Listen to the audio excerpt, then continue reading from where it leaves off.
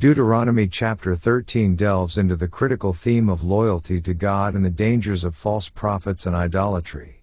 Moses warns the Israelites to remain steadfast in their faith, even if faced with signs and wonders that seem to contradict their commitment to the one true God. The chapter begins by cautioning against false prophets who may arise, performing signs or dreams that seemingly validate the worship of other gods. Moses unequivocally instructs the Israelites not to follow such individuals, emphasizing their responsibility to adhere to God's commandments. Moses then addresses the gravity of idolatry, declaring that anyone who entices others to worship foreign gods must be put to death. He underscores the importance of preserving the sanctity of the covenant and warns against allowing even loved ones to lead them astray. The chapter also emphasizes the community's responsibility to investigate and confirm the authenticity of prophecies or claims of divine communication. Moses stresses that the Israelites should not fear or be swayed by charismatic individuals if their message contradicts God's established truths. Moses concludes by reiterating the command to eradicate idolatrous practices and false prophets from their midst. He underscores the dire consequences of apostasy, urging the Israelites to maintain their unwavering loyalty to God and to stand firm against any temptations that may lead them astray. In summary, Deuteronomy Chapter 13 serves as a stern warning against false prophets and the allure of idolatry. The chapter underscores the importance of discernment, unwavering faith, and the duty to uphold the integrity of the covenant. Moses emphasizes the gravity of staying true to God's commandments and the severe repercussions that accompany deviation from the path of devotion. Let's now read Deuteronomy chapter 13. If there arise among you a prophet, or a dreamer of dreams, and giveth thee a sign or a wonder, and the sign or the wonder come to pass, whereof he spake unto thee, saying, Let us go after other gods, which thou hast not known, and let us serve them. Thou shalt not hearken unto the words of that prophet, or that dreamer of dreams, for the Lord your God proveth you, to know whether ye love the Lord your God with all your heart and with all your soul.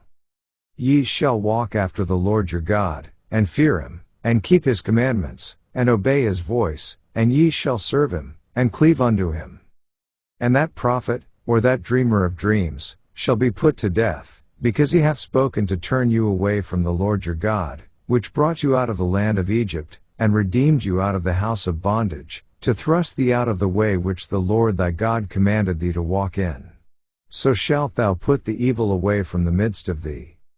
If thy brother, the son of thy mother, or thy son, or thy daughter, or the wife of thy bosom, or thy friend, which is as thine own soul, entice thee secretly, saying, Let us go and serve other gods, which thou hast not known, thou, nor thy fathers. Namely, of the gods of the people which are round about you, nigh unto thee, or far off from thee, from the one end of the earth even unto the other end of the earth.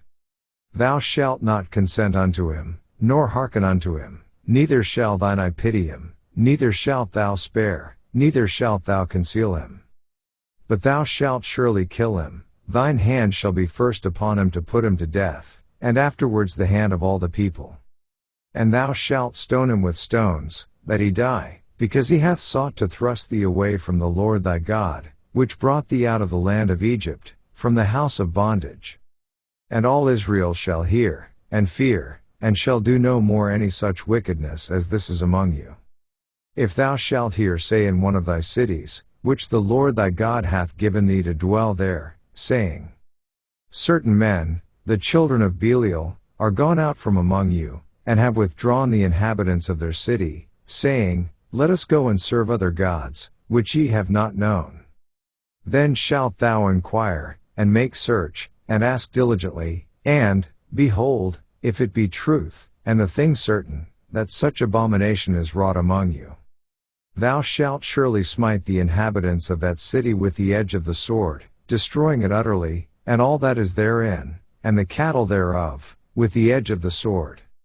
And thou shalt gather all the spoil of it into the midst of the street thereof, and shalt burn with fire the city, and all the spoil thereof every whit, for the Lord thy God, and it shall be an heap forever, it shall not be built again. And there shall cleave not of the cursed thing to thine hand, that the Lord may turn from the fierceness of his anger, and show thee mercy, and have compassion upon thee, and multiply thee, as he hath sworn unto thy fathers.